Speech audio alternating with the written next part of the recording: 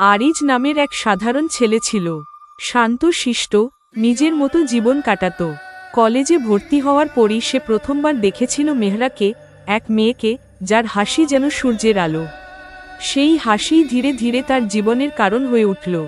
প্রথমে বন্ধুত্ব, তারপর ধীরে ধীরে আরিজ মেহরাকে ভালোবেসে ফেলল। কিন্তু সে কখনো সাহস করে বলতে পারল না।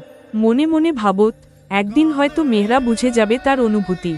কলেজের শেষ দিনে আরিজ অবশেষে সাহস করে নিজের ভালোবাসার কথা জানায়।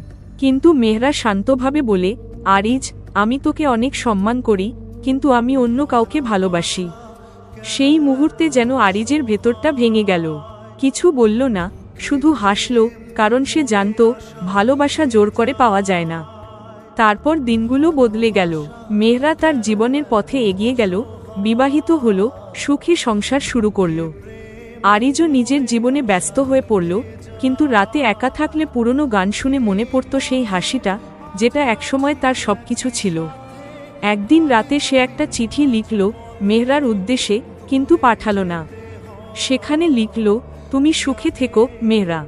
আমি হয়তো তোমার জীবনে এক ছোট চরিত্র, কিন্তু তুমি আমার জীবনের পুরো গল্পটাই। চিঠিটা সে রেখে দিল সমুদ্রের ধারে।